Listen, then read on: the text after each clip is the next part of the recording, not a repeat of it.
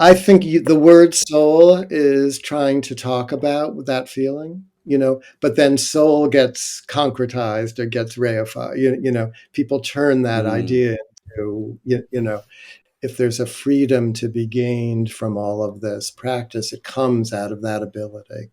And I was just lucky in that way. I was led very early to the people who I'm still close to and have helped me over the years.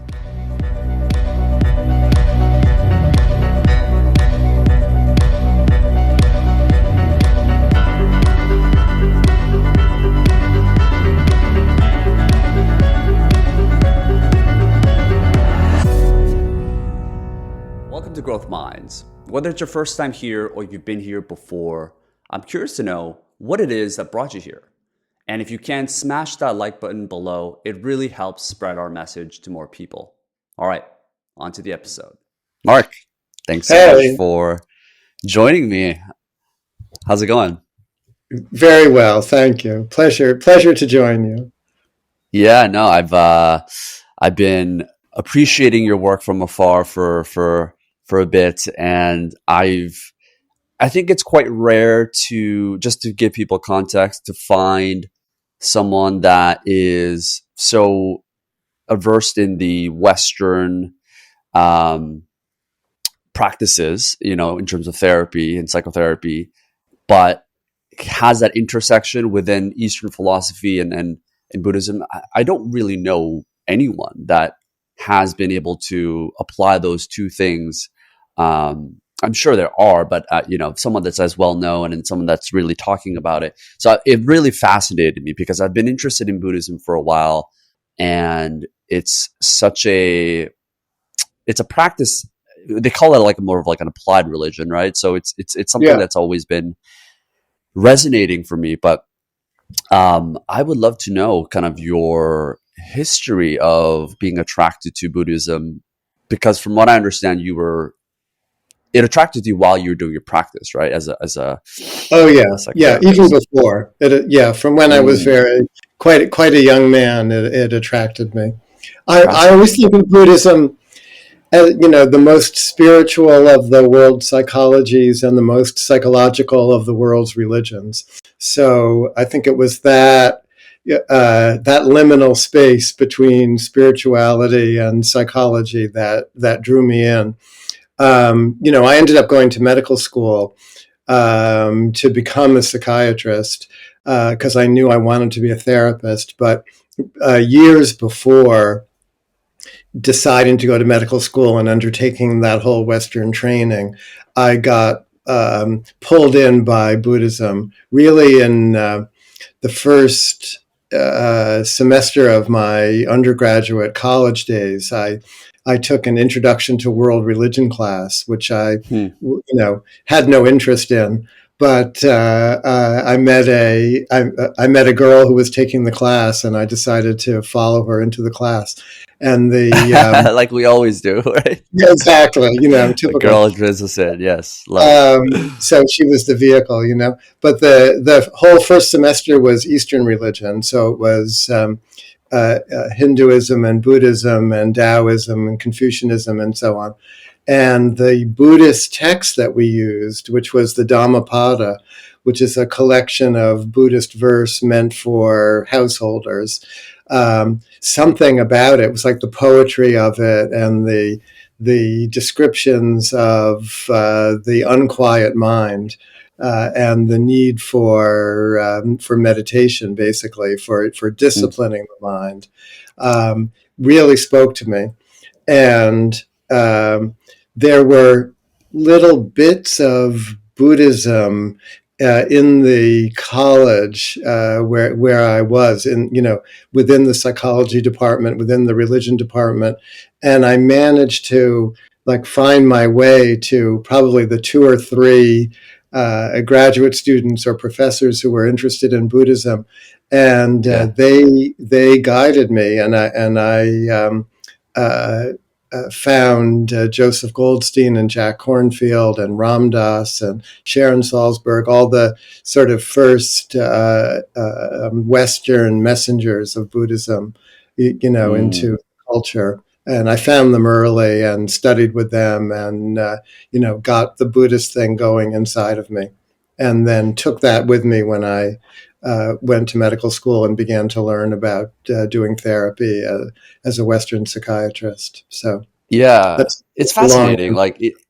Yeah. Yeah, I can't imagine that it's easy to find someone in kind of your local proximity that understands about Buddhism and has actually practiced it, has gone through, especially in New York. I just can't imagine being able to find someone that's that's as accessible.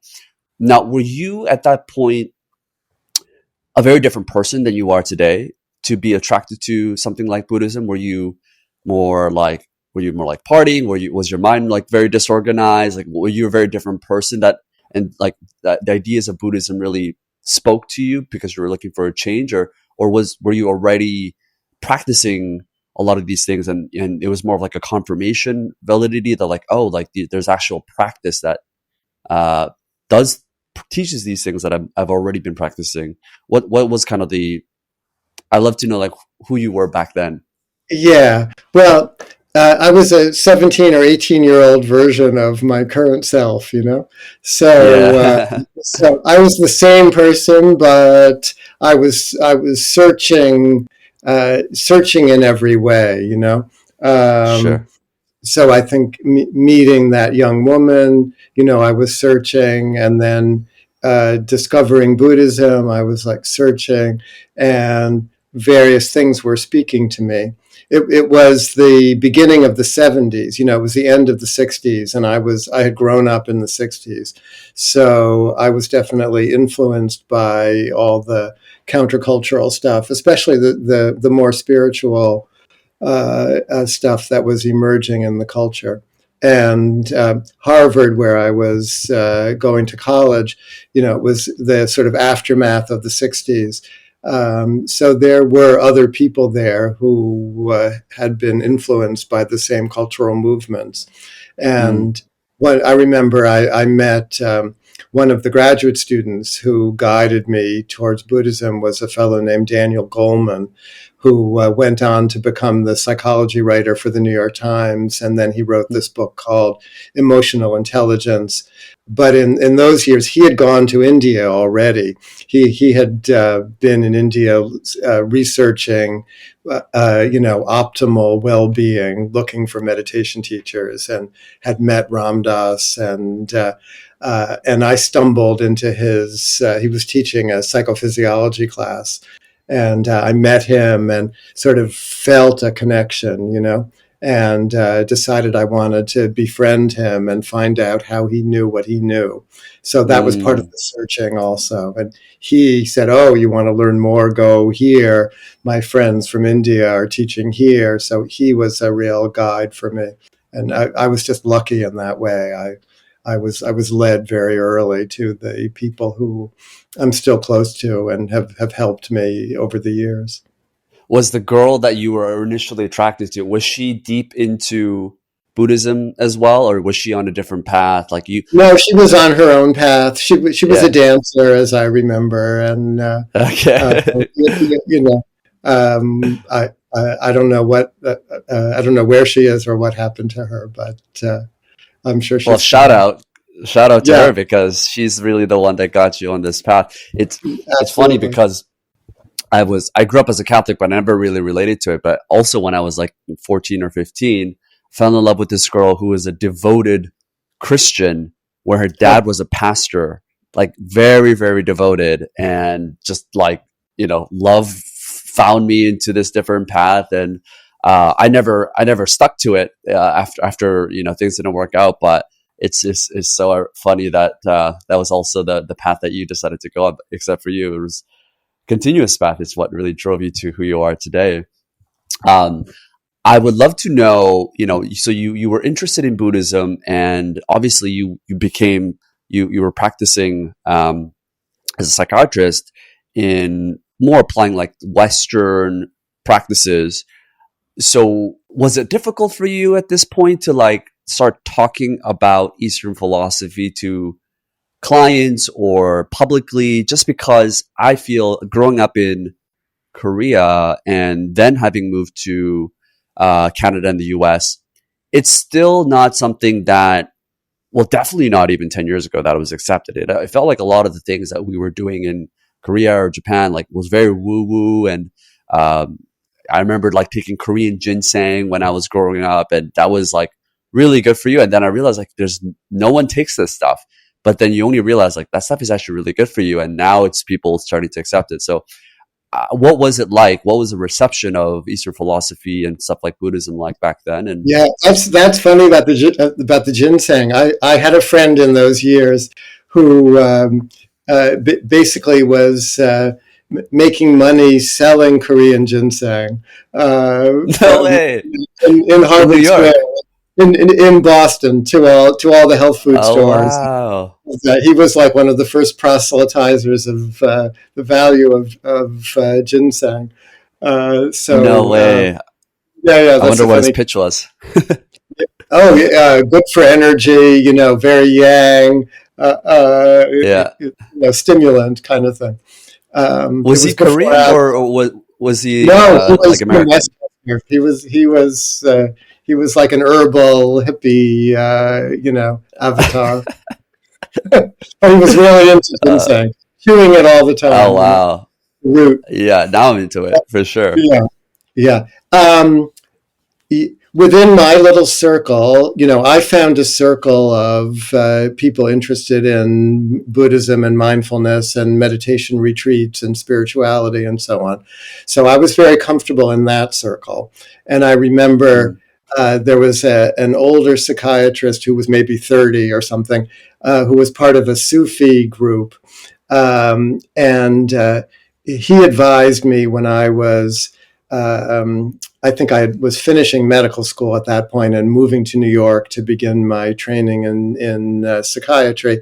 He advised me to keep my interest in all things spiritual very private when I was doing my training, because mm, the guy who was head of the department where I was going, a famous psychiatrist named Otto Kernberg, who came from Uruguay, I think.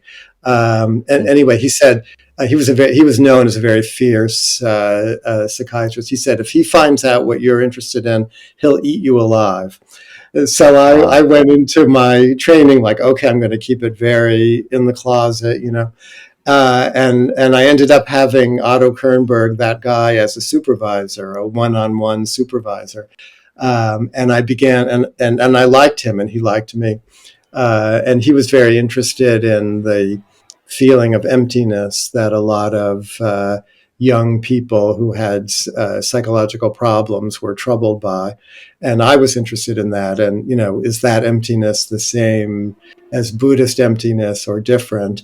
And I engaged him in a lot of conversation about that. And when I finished my training, they offered me a job at that hospital, and I worked Mm. there for a year as a supervisor, as a faculty member.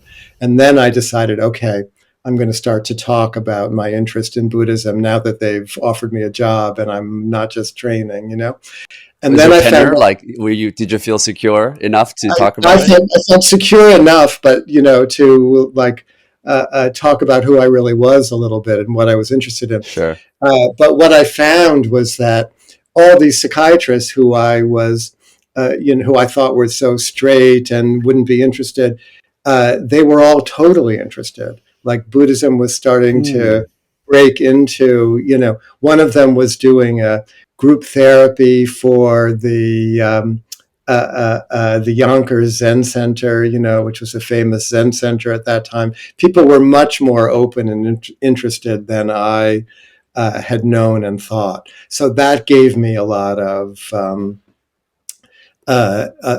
resolve and a lot of confidence about beginning to, write about, talk about, and then write about how I found that these two worlds could really work together, because that is what I was finding.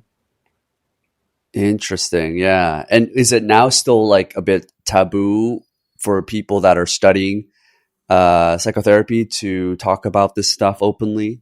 I think it's become much more, no, I think it's become much more accepted, which has really surprised me over the Hmm. past, it's been 40 years or whatever.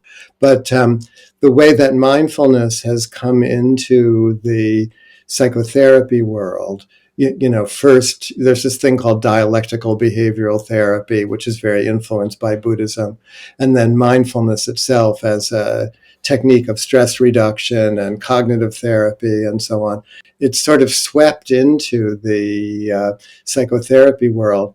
And now a lot of young people who are training want to be mindfulness based psychotherapists, almost to the point of excluding the psychoanalytic, psychodynamic kind of knowledge and background that so helped and influenced me. So I'm Yeah. always talking about how you have to be careful, like don't hope that mindfulness is going to be the next Prozac and cure everything. Like, let's use all the knowledge that has come down over the past 100 years or so within the field of psychotherapy. We don't have to throw the baby out with the bathwater.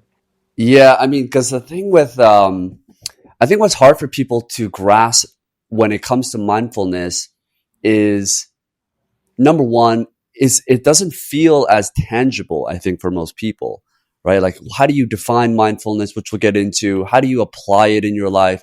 And what are the results that can come in and what time frame, right? People want fast results, which is why taking a pill is so much easier because there's tangible benefits at a certain time. And it's just like the unfortunate reality of how humans think, um, and why I think your work is so important. Now, when you got into learning about Buddhism and these Eastern Yeah. practices, what was the gradual steps for you to now start to apply this into your psychiatric clients that are probably more used to receiving the typical like Western practices and the therapies that they're gone to, right? Yeah. Unless it's their Yeah. first time, but yeah. Yeah. Well, I can give you a sense of my own progression. Mm, Um, the the first, because I was still in university, I was still in college, and I was studying. I ended up reading a lot of old Buddhist psychological texts. So it was sort of unusual. I didn't jump right into the meditation. I wrote my senior thesis on what's called Abhidhamma, which is the Buddhist psychology. It's sort of like the mm, chemistry of the Abhidhamma. mind.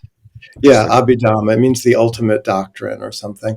And in the Harvard Library, in the basement of the Harvard Library, they had all these texts that no one had ever taken out. But basically, there were a lot of Germans before and after the Second World War. German translators of Sanskrit and Pali were sort of the first to bring this Buddhist psychology to the West. So they translated into German and then into English.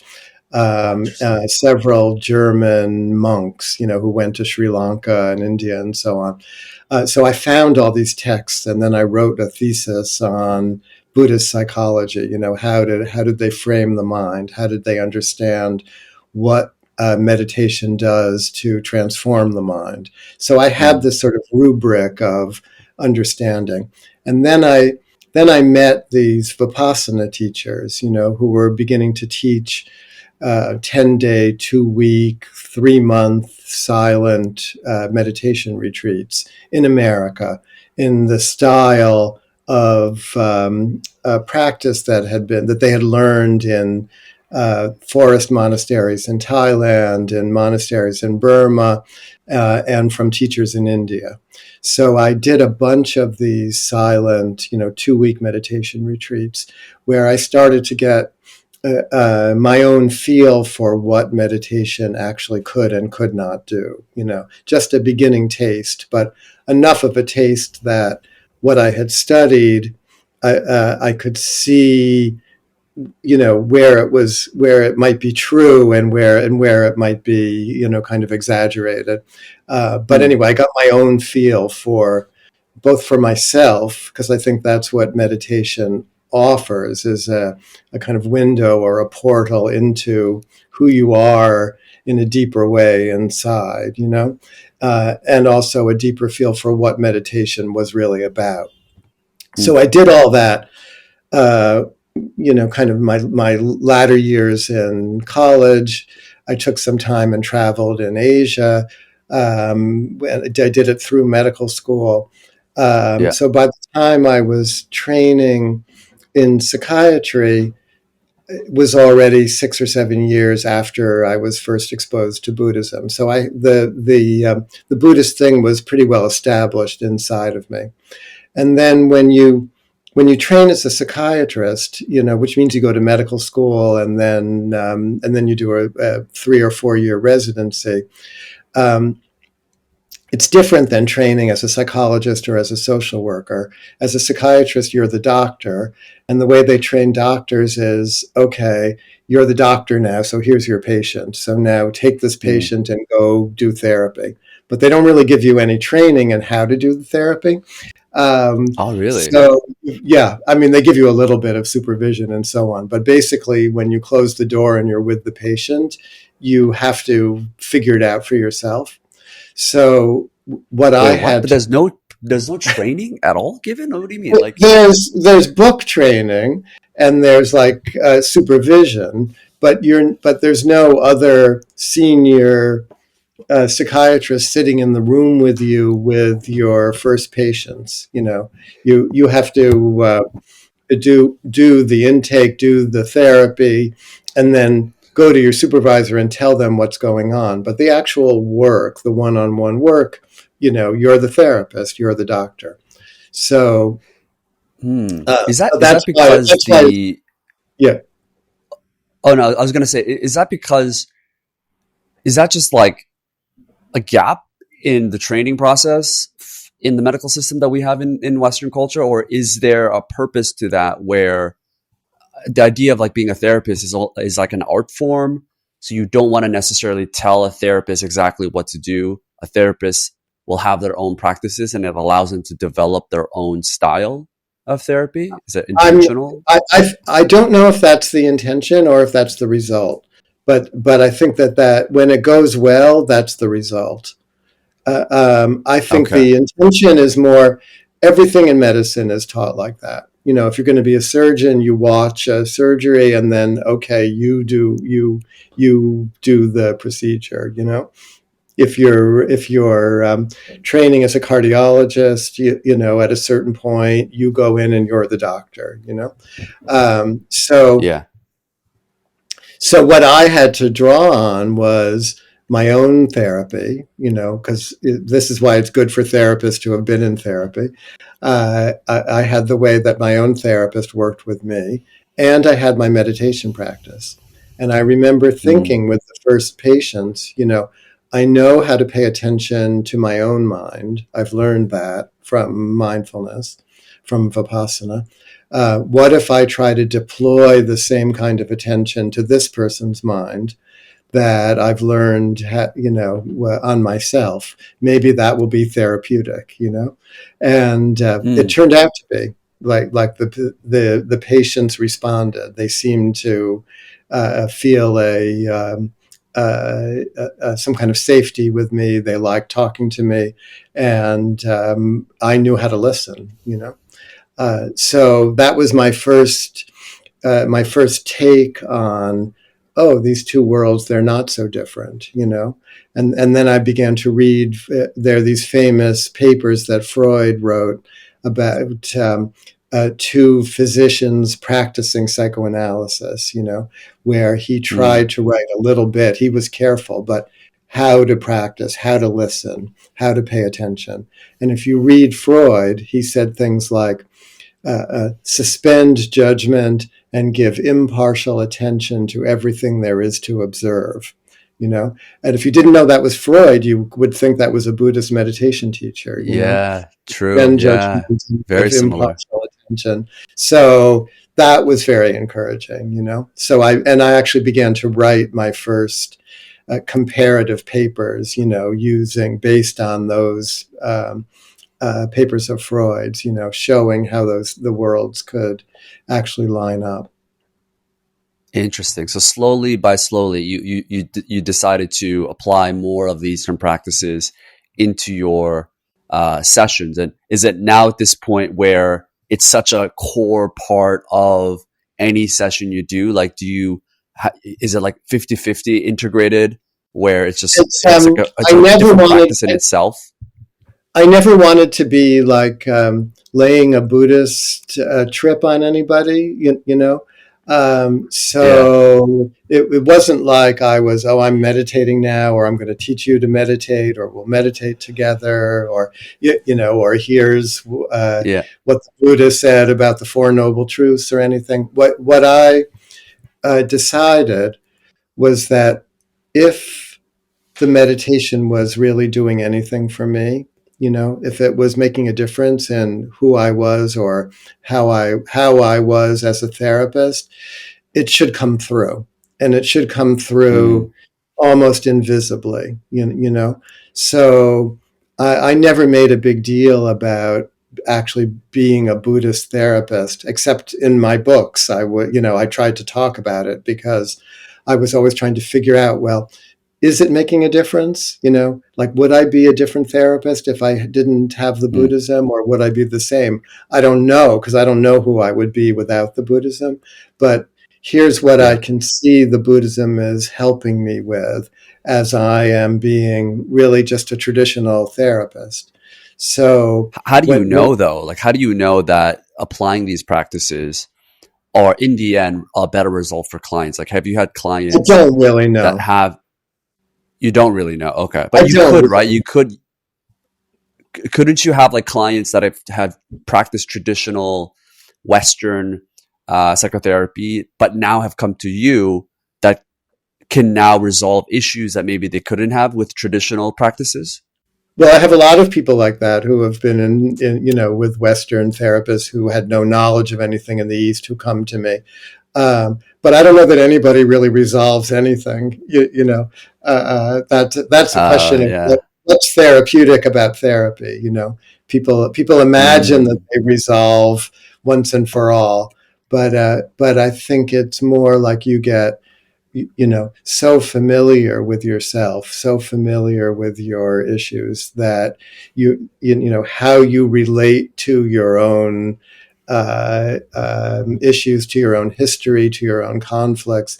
It's how you relate to it that maybe changes more than that you reach some kind of great insight, or have the memory that changes you, or resolve your hatred for your mother or your father, or whatever it is, Yeah. So that's probably frustrating, but go ahead. No, that's what's interesting. That's what's maybe sort of calming about seeing a therapist who's not trying to get you to resolve everything, but just to make peace with yourself. How do you really make peace with yourself? So I tried to show, I wrote this latest book, the Zen of Therapy, which is a year's worth of randomly selected incidental therapy sessions, trying to show how in the little moments, not the big revelatory moments, should they occur, but in the little moments, maybe how the Buddhist thing is influencing me, but also how therapy works, actually, just in in the moment to moment way that therapy actually happens. So I think maybe I'm trying to dissolve the distinctions between East and West, or Buddhism and psychoanalysis. Like we're all just trying to make peace with ourselves. Yeah, you're giving people not what they want, but what they need in many cases, right? A lot of us want just the result, the quick resolvence of all these issues and traumas we have. But you're saying, no, this is actually what you need, which is the beauty of... Or maybe this is actually what you want, Right. Really just a rethink. So going back to your point about the Vipassana. So I did a 10-day Vipassana. I did it in Hawaii like Really? 8 years ago. Uh-huh. Didn't know a thing about meditation back then. And it's really what got me into it. It's interesting that they make you do a 10-day meditation retreat first. Like you can't even do a 3-day. They just kind of make you go into the deep end, Really? which Did I you thought do was really interesting. a Goenka style Vipassana retreat? Is that what it was? Yeah, well, I did it through like I registered through Dhamma, DHAMMA.org. Yeah. I can't remember exactly if it was that or not. I don't want to quote the wrong thing, Did they but play tapes um, of the teacher? Did they play this is recordings of what I the? was gonna. Yeah. Yes. This is what I was gonna say. Is it felt a bit preachy, Yeah. right? And I, because I didn't know anything about that world, and I come from people knocking on doors with selling Bibles and all that stuff. So like it immediately flagged like, oh, what's going on here? Like, is this like a cult or like I don't know what's happening.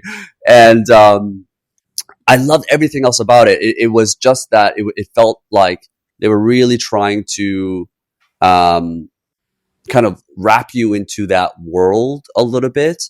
Yeah. And you don't have to stay for these sessions or anything like that. But I didn't even realize, like, were they teaching you a lot of practices around Buddhism in these retreats? Because I guess I still don't know, and many people may not know the association between Buddhism and meditation. Like people think of it's just kind of like a, a separate thing, but I'd love to dig into that a little bit more.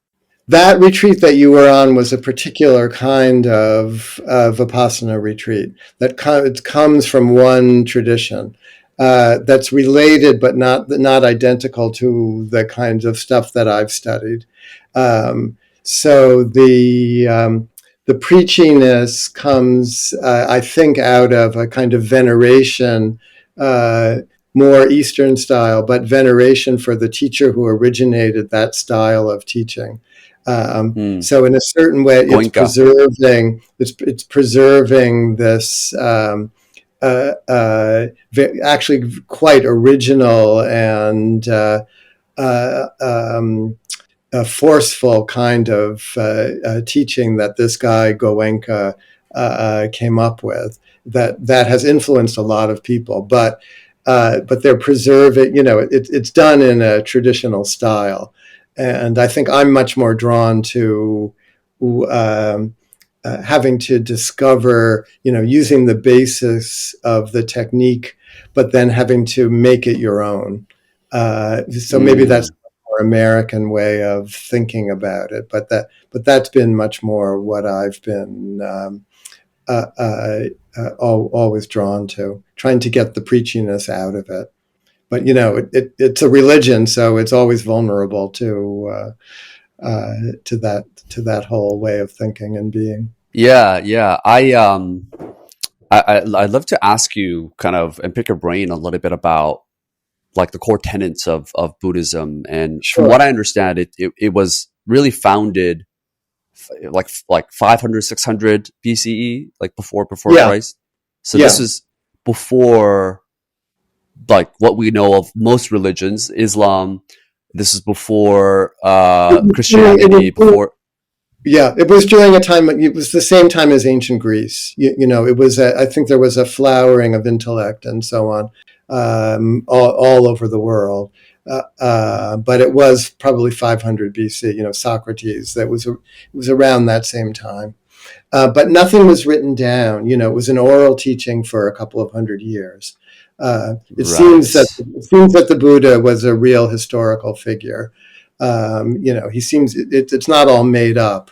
It seems that he really existed. There's archaeological findings from that date back almost to that time. But it was an oral tradition. It was passed down for a couple of hundred years before anything was written. Um, and And yeah. I was gonna say, did he imply this? Did he was his intention to make this into a religion, or was he just teaching? And when he passed away, people that studied his philosophies made it into more of a religion and this kind of practice. Well, there were already religions. India was already deeply spiritual. There were many schools, philosophical, spiritual, psychological schools. Those distinctions they weren't those distinctions hadn't been made yet. So there were, but the historical Buddha Uh, studied with various masters of meditation. There was already meditation and yoga and so on in India. What became Hinduism? There was no Hinduism. There was no Buddhism. There were just these, different traditions, different schools of thought, different Mm, teachers in the forests. So it's said that the Buddha studied with like the best of the best spiritual teachers that he could find in northern India, where it's clear that he was raised and grew up, but that he was dissatisfied with what he found. He was looking for some kind of freedom within himself. And he was a very good meditator, and the various teachers that he went to were impressed with him and were like, "Stay with me. You can take over the mm, ashram. You can be a big teacher." But he was dissatisfied, so he was searching for something that wasn't available from the teachers of his time. So that story is interesting. Like what led him to the revelations that ultimately provoked his enlightenment and his first teachings, which were very psychological. His first teachings, but there was a big tradition of ascetic practices in ancient India, also of, sort of transcendent meditation practices. So the Buddha he first did what we would call like TM or something, but yeah. took it all the way so that he could leave his body and go into very refined, subtle, joyful, ecstatic states. But then when those states were over, sort of like doing ketamine or something, when those states were over, he was back to himself. So there was no liberation. They were just Mm, peak experiences.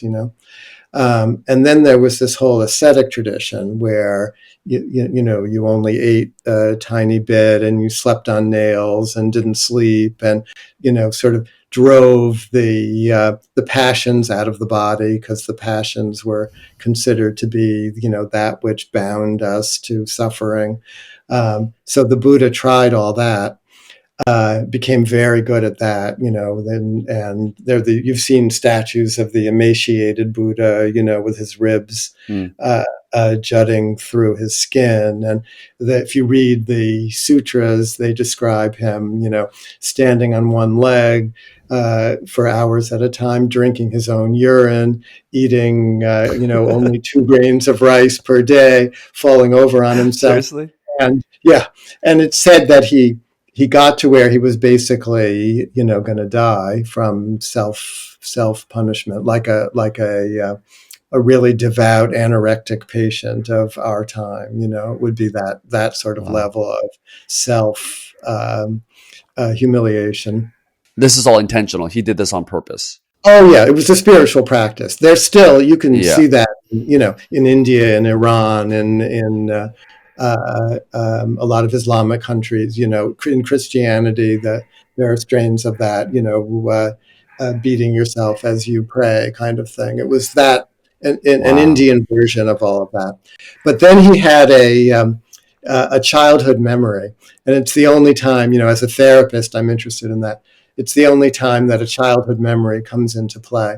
But he remembered himself as a young boy sitting under a rose apple tree at midday while his father was plowing in the field, feeling joyful, peaceful, the sun shining, the wind blowing the tree, giving him shade. And he's like, why am I remembering this right at this moment when Uh, I'm falling over on myself, from my self erasing practices? Why am I remembering this? And I think of it as the first moment of self-analysis, in history, Hmm. because he doesn't turn away from the memory. He's like curious about it. And then he thinks, maybe I've been going about this spiritual thing completely in the wrong way. Maybe the liberation that I'm seeking lies more in the direction of the feeling that's evoked in this memory, you know. But with a body Hmm. so emaciated, he thinks, there's no way I could sustain that joyful feeling. So maybe I'd better take some nourishment. Maybe I'd better take some food. And at that moment, according to the story, this beautiful young maiden appears holding a bowl of rice porridge, of rice milk, of rice pudding that she's bringing to the forest to leave as an offering for the tree spirit who she thinks has helped her get pregnant, because she's just gotten pregnant and had a baby. And before getting pregnant, she had made an offering to this tree spirit. And her nursemaid had seen the Buddha, falling over on himself in the forest, and run to tell her that tree spirit was there. And so she comes bringing the rice porridge just when the Buddha has this, comes to this intention. So he takes the food, Hmm. nourishes him, and then he walks for 3 days to the famous Bodhi tree, where he sits down under the tree and gets enlightened. But that Hmm. that memory is said to be the foundation of the middle path, which is the rejection of both ascetic practices and the pursuit of a pleasure, sensory pleasure as a means to an end. So it's not rejecting pleasure, but it's saying that you can never, you have to find this middle ground if you're Yeah. going to be free. So But it's not hedonism, right? yeah, He's not not hedonism preaching. and not asceticism. Yeah, but the middle way. Yeah. Yeah, I, that I that have this that. image of the, I have this image of the Buddha as like someone that is like this quite chubby, smiley Buddha. Is it the same Buddha That's that the I'm thinking Chinese about? Like, image. That's the that's joyful. it. That Buddhism moved from culture to culture. Always by force of its I'm mixing it ideas. up. Never. No, I you're not see. mixing it up. You're just drawing from one angle. If you look at the ancient India, the first images of the Buddha, they didn't want to show. They didn't show his face. They only showed his hands or his feet or Mm. an empty cushion that he sat upon. They didn't want to reify the self of the Buddha, because his whole teaching was about divesting yourself of yourself. That you It's don't kind of like have to Muhammad, be right, in Islam. yes, in that same way that they don't want to show the image. But then Right. about 500 years, the Greeks came to India. Alexander the Great, and the Greek sculptors began to influence the Indian sculptors, and they began to do images of the Buddha. So you see the first images of the Buddha emerging about 500 years after the time of the Buddha. And there you see the sculptures were all about the life of the Buddha. So they took the sutras, which were just being written down. As I said, it had been an oral tradition for a couple of hundred years. Then they started writing it down. So then the life story of the Buddha started being illustrated on temple walls and in rock cut sculptures and so on. And you see the Buddha Mm. as a contemporary figure of that time. But another 400, 500 years later, Buddhism went to China. The first Chinese pilgrims came to India, where Buddhism had become a religion by then, and there were big monasteries and so on. So the first Chinese pilgrims came down and took the texts back to China and started translating from the Sanskrit, from the Pali into Chinese. And then the Chinese began to evolve their own version of Buddhism, which was fused with Taoism and Confucianism, because that was the culture Huh. that Buddhism was merging with. So jolly Buddhas. It was such a big deal that you could be happy, you could be spiritual and jolly.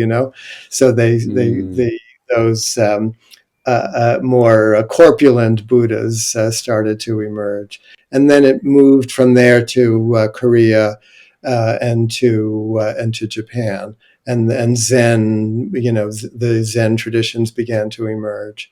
So I always think of mm. Buddhism coming to America and beginning to merge with psychoanalysis.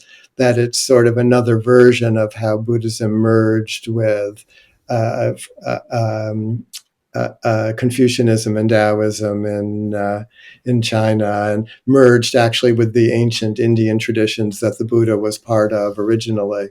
So it's always on the move. It's a fluid thing, Buddhism. It's fascinating. And that must be why I thought of, because in Korea growing up, and I've been like Japan and stuff like that, my grandma was Buddhist. And I think that's why I have this image in my head. And I looked it up. I'm like, why is Buddha so skinny? I'm like, what's going on? Yeah, You gotta eat Buddha. he was everything. The Buddha was everything.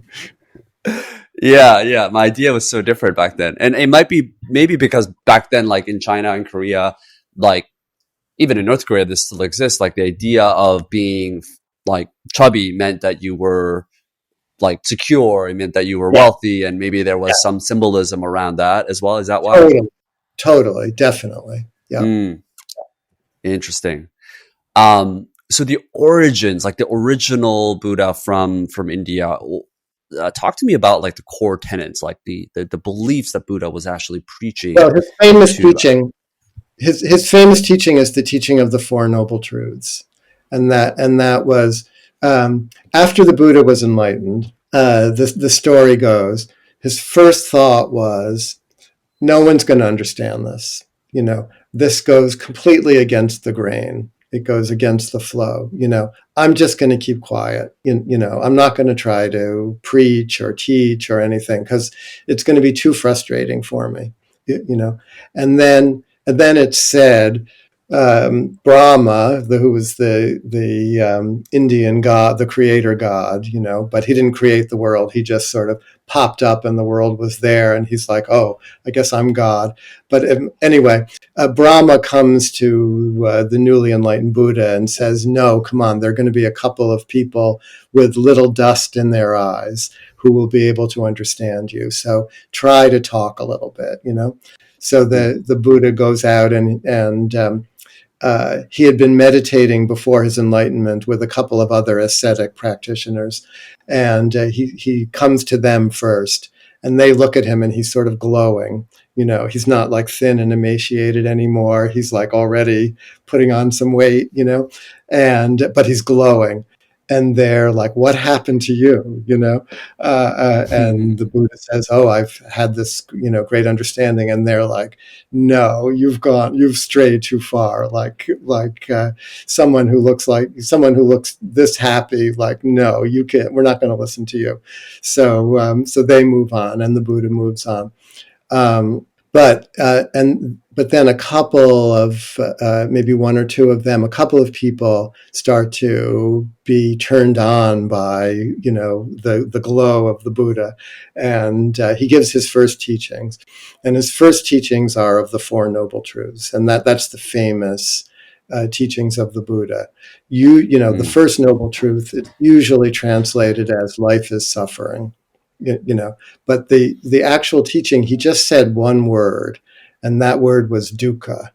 And dukkha, it's generally translated as suffering, but it really means, it's not that reduces it too much. It's really a closer translation would be unsatisfactoriness. The Buddha said, life is tinged with a sense of unsatisfactoriness. Dukkha, if you take the mm, word apart, ka is face, like face, and du, it means difficult or hard. So he's saying there's hard an face. element in life that's hard to face, and then he lists what that is: old age, illness, death, separation from the loved, being held too close by people that you don't like, closeness with the people you don't love and separation from the people that you do love. There's this element, even if you live, 80 years, fourscore and whatever, without getting sick, eventually you have to face death. And that the shadow of that is hanging over everything. So impermanence, So Mm, that's his first noble truth. There's no escape. And we tend to look away. We want to look away from it, but that doesn't work as a strategy, Then it just sneaks up on you and suddenly you're having a heart attack or something. Um, so, uh, so the Four Noble Truths, that's the first truth. And he gave these teachings in the form of traditional Indian medicine, where mm, first he describes the illness. So the illness is suffering, the illness is unsatisfactoriness, the illness is dukkha. Then he gives the cause of the illness. So that's the second noble truth. So what's the cause? The cause, it's variously translated as clinging or thirst, or craving.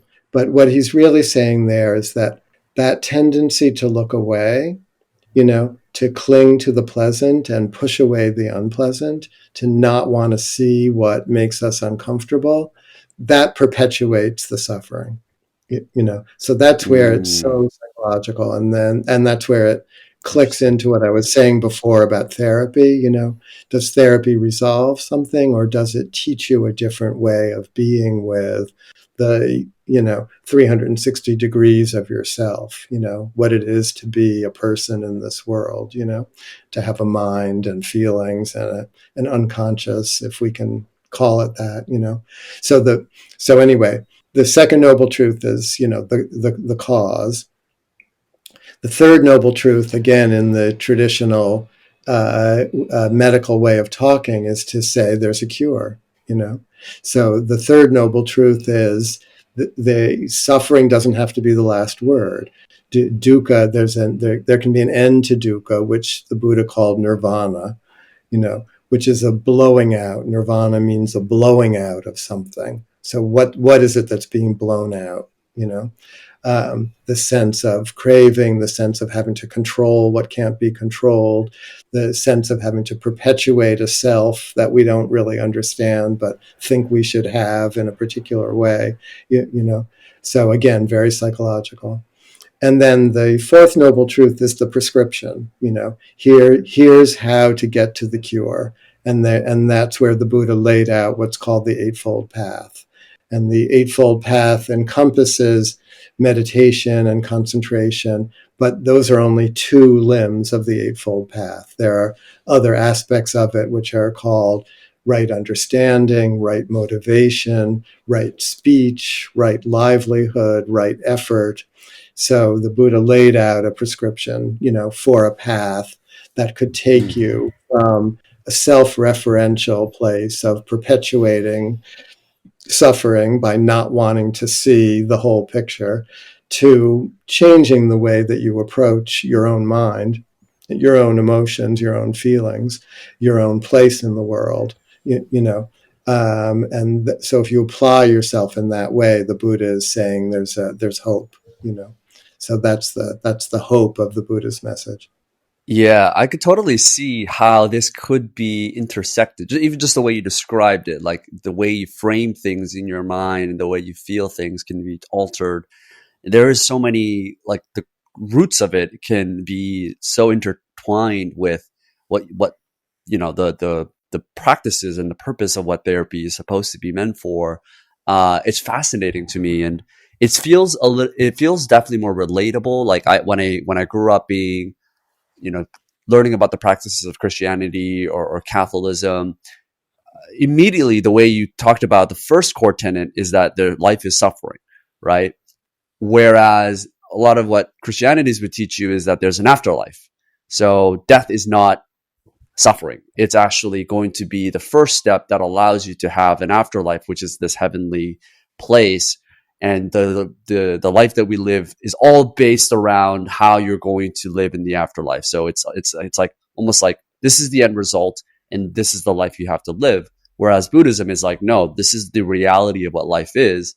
and these are the practices that you need to do in today, in present day, to be able to live, nirvana. And it's much more relatable for me because it's actually applicable. And Yeah, I find that yeah, really and interesting. it's not totally.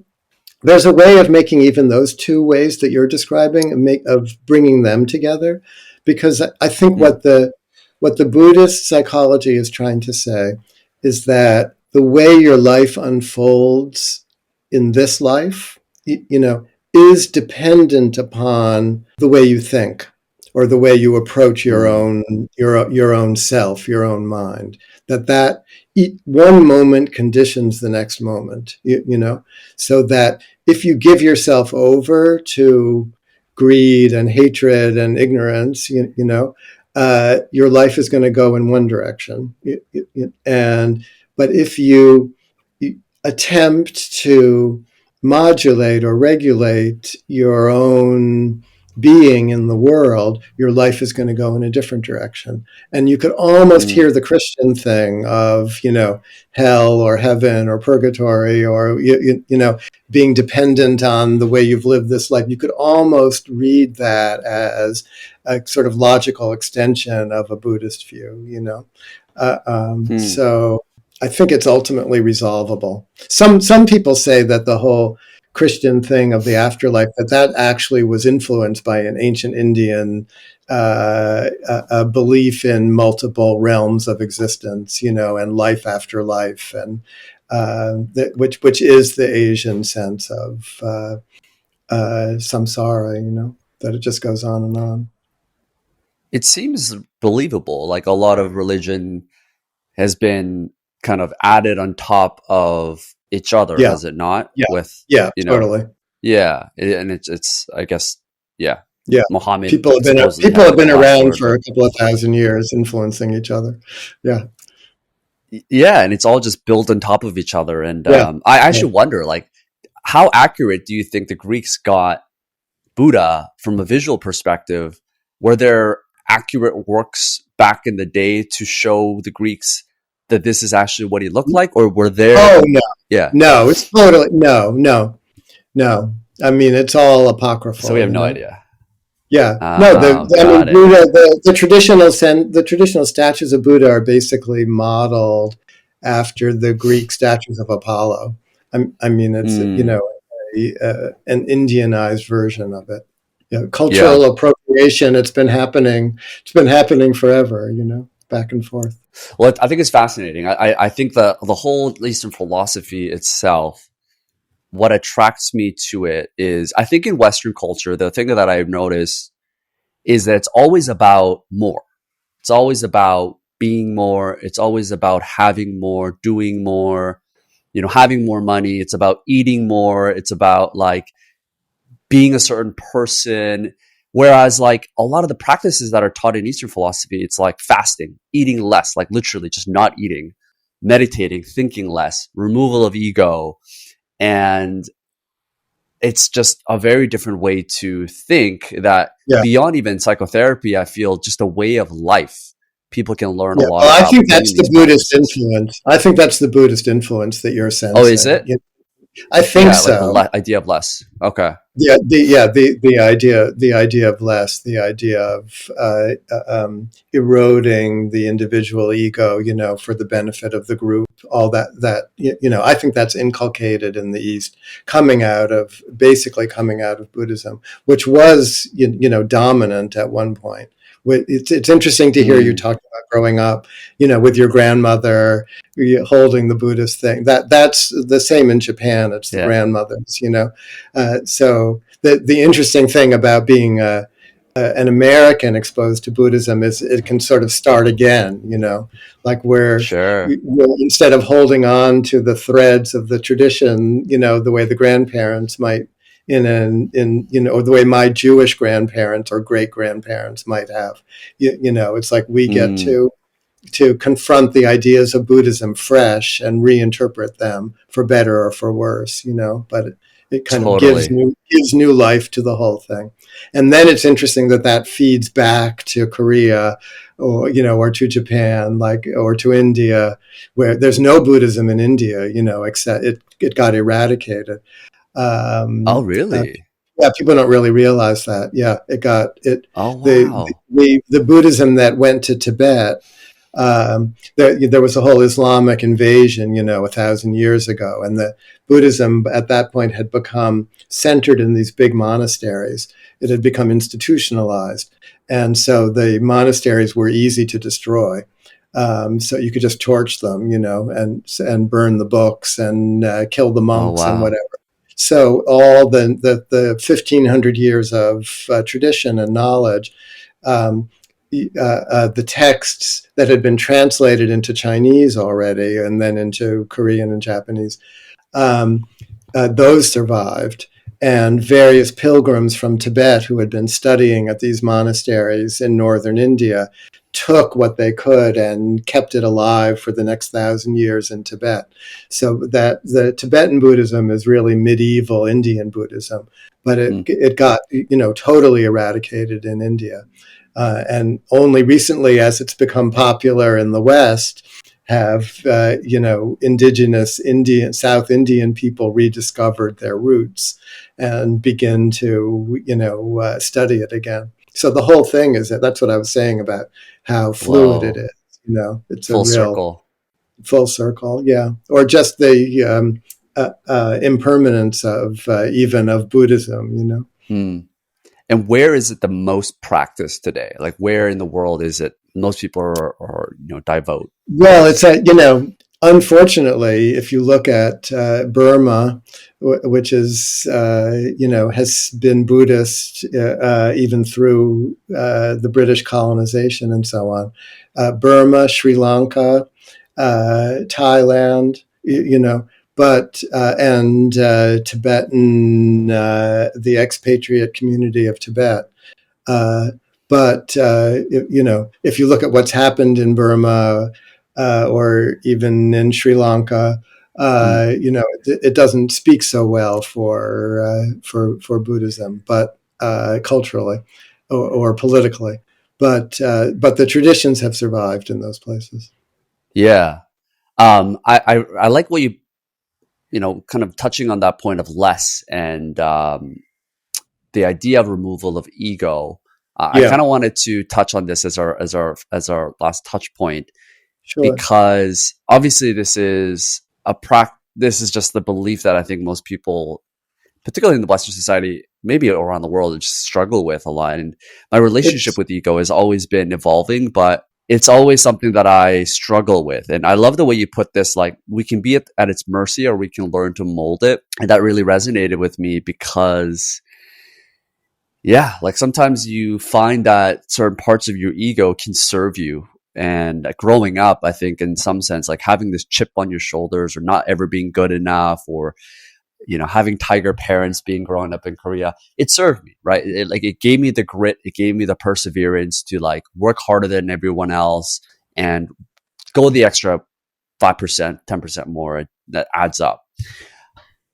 How do you I'm sure you've had clients that have been in similar situations that are type A personalities, but sure. how do we mold this so that it serves us? We can still have the ambition, we can still have the drive, yet still have that satisfaction, or is that ever possible? Oh, I think it's possible. I mean, I hope that it's possible. The this is the most difficult teaching in Buddhism, but also I think the most helpful, which is the teaching of Mm, selflessness. So or egolessness, or the emptiness of self. Like what are we talking about when we talk about that? What was the Buddha saying? That there's no self. Is that what he's saying? That all the cultivation of the ego, like you're talking about, like which is so necessary to achieve anything in the world, is that just all pointless? Are we just supposed mm, to like leapfrog over that and be nobody? It's really been a puzzle for not just for in this generation as people in the West are trying to understand Buddhism, but all along, it's the most confusing teaching and the most central and important teaching. So I don't know that I understand it in the right way, but I've definitely struggled to understand it for my whole life.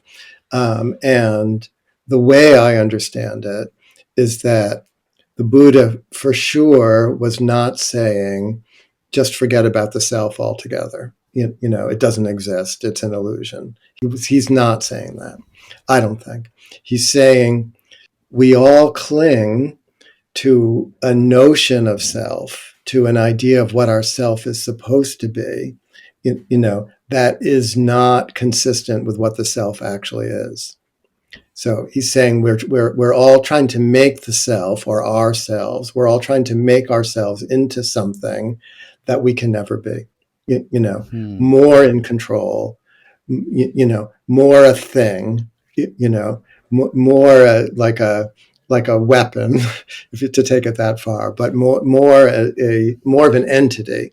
We're all trying to make ourselves into more of an entity than we really are.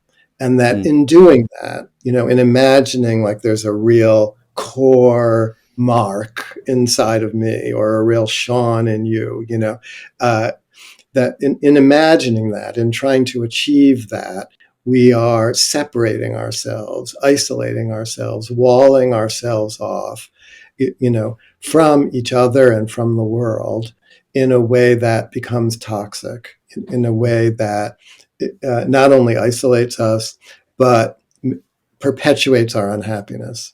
Because then there's like only one little me, even if I think I'm a big me, there's only one little me, and there's 8 billion of you, and so the world becomes a competitive thing with that mindset.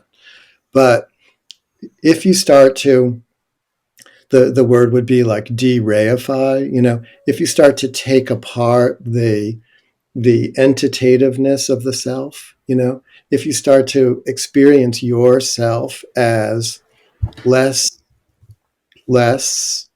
something, less known, even more liquid, more fluid, without giving up the like I'm definitely me. Like there's some markness to me,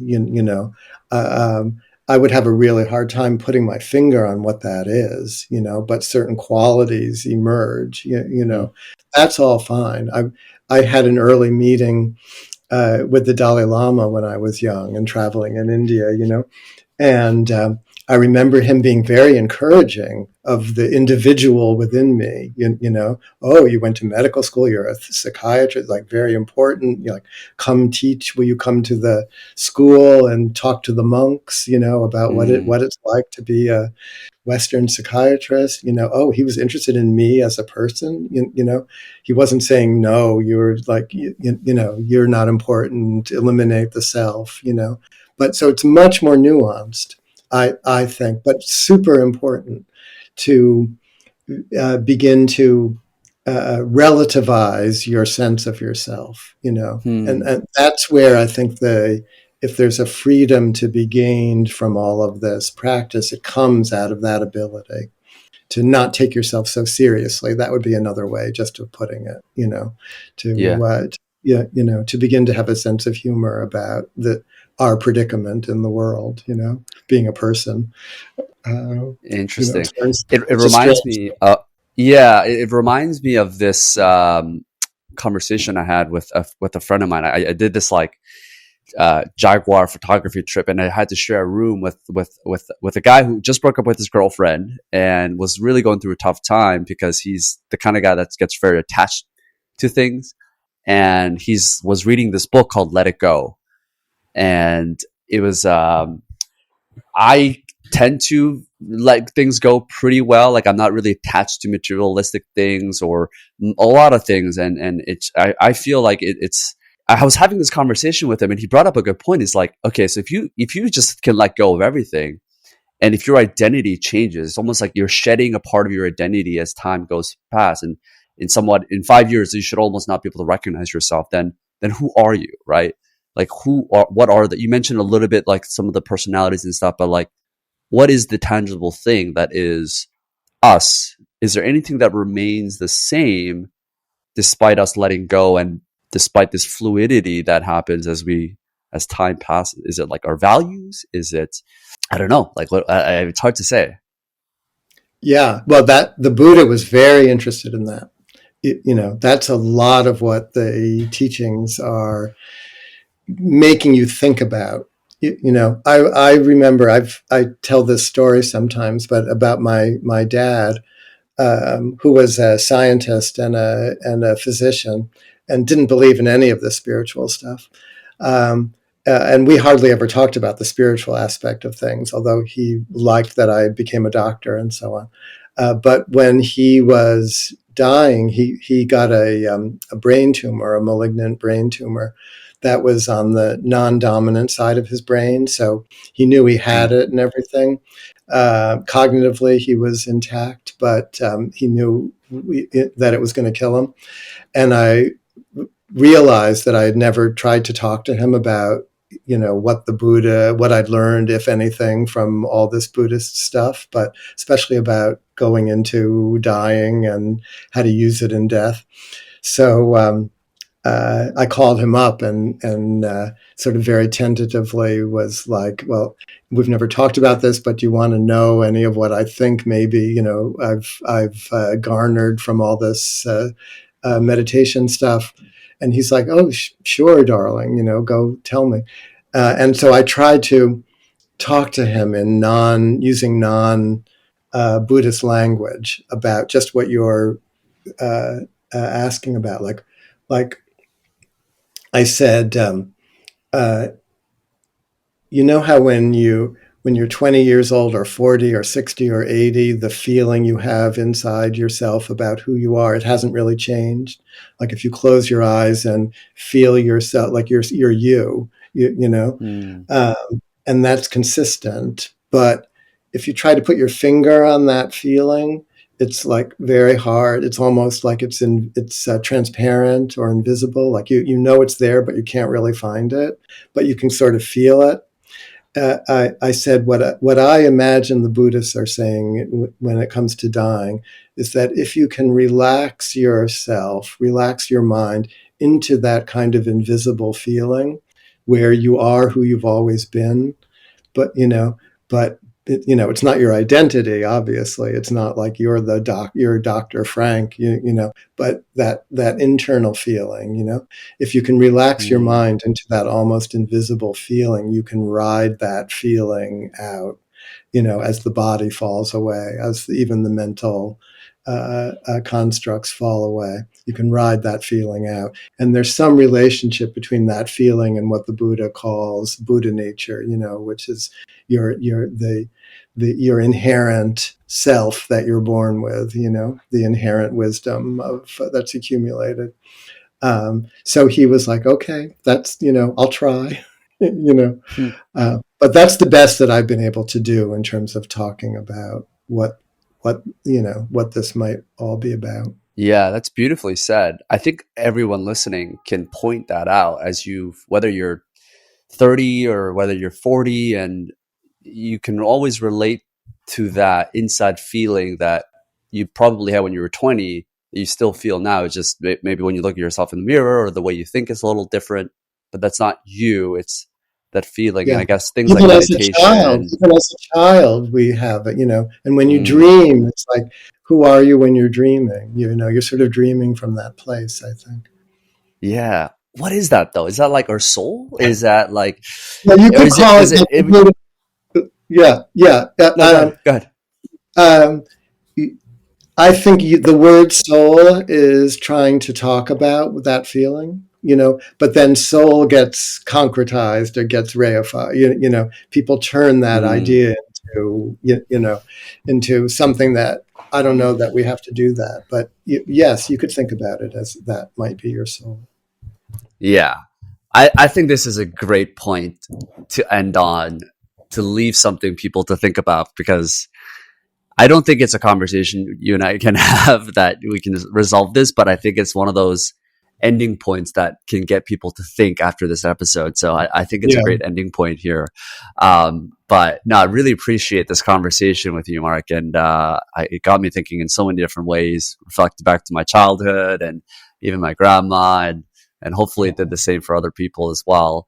I want people to know about your work and where you are sharing your information. Obviously, you've got the two books that I really resonate well with is Advice Not Given, The Zen of Therapy, which is the newest one that you have, which we'll link below as well. Are there any other works that you want to share and where people can find you online? Sure. I mean, I've written a bunch of books, all of them trying to talk about this interface. The first one was called Thoughts Without a Thinker, a psychotherapy from a Buddhist perspective. That was, 25 years ago now. And then the next one was called Going to Pieces Without Falling Apart. And I think those two books also are good introductions to how I've tried to think about things. But the latest one I'm proud of, because I tried to bring the everyday life of being a psychotherapist in out from behind the curtains, from behind the closed doors, and show it's just another aspect of life. So beautiful. Well, we'll link that down. And once again, I really appreciate you, Mark, for coming on and sharing your wisdom. Yeah, it's a pleasure. All right. See you guys.